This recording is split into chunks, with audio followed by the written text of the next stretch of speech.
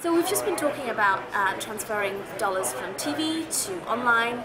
In terms of what you're seeing in the trend of online video ads, how is that shaping up? What is the TV market doing to the way online video ads are shaping up? So that's a good question, because what a lot of people don't realize is that a shift of dollars from television to online video is very much following what happens in the traditional television market. Last year at this time, when we were expecting double-digit increases in television, it made it a really wise decision for advertisers to shift dollars to online video to help mitigate inflation. But this year it's a little bit different, right? We're looking at advertising budgets that are flat versus last year.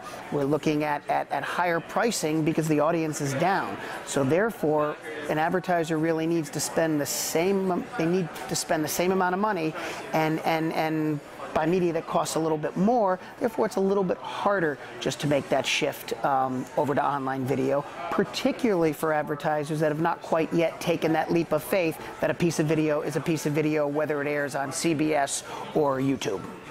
Okay, and in terms of the way online video is actually you're able to measure the success of the ad, what are the challenges of measuring the ROI? So the biggest challenge between online video and analog video is that there is no one consistent tool to measure both. We spend millions of dollars on television, millions of dollars on the internet, and we really don't know a whole lot about what the overlap and the duplication is between the two.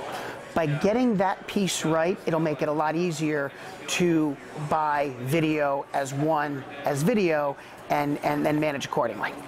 Great. Now, inside you said, one of the things that you said was there's a shortage of consistency of technology for both buyers and agencies. So talk me through what you meant by that. So there's a lot of technology, and every piece of technology out there solves a piece of the problem, but there is no one dashboard-based technical solution that really solves for every metric or measurement or implementation issue that we have, both for buyers and sellers and clients.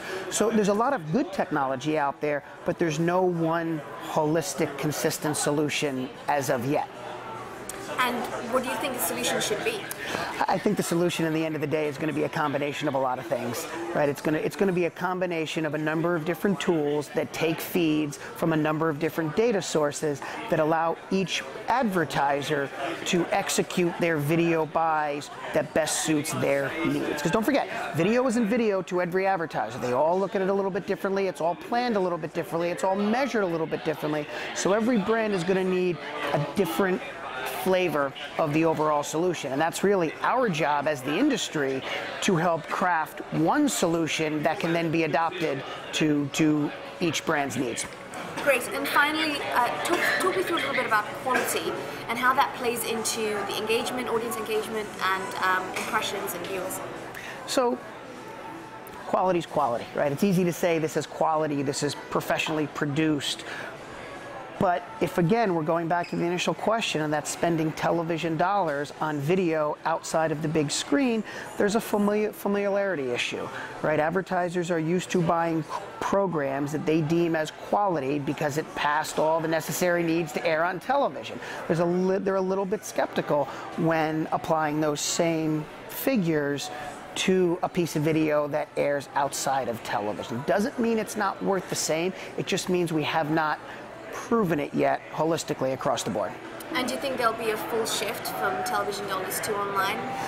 I think it's going to be, it's always going to be a brand by brand. I think we'll start to see some trends moving that way, but only because the audience is now consuming more video outside of television. I mean, if you look at right now, between 97 and 98% of all video is still being consumed on television, with 2 to 3% being the balance across the other screens. Fast forward to 2015, and we believe that about 85% of all video viewing is going to happen on television, 15% on the alternative screens. So by default, we are going to be forced to shift that investment accordingly. But then again, applying all those various tools for a successful implementation process is going to be needed as well.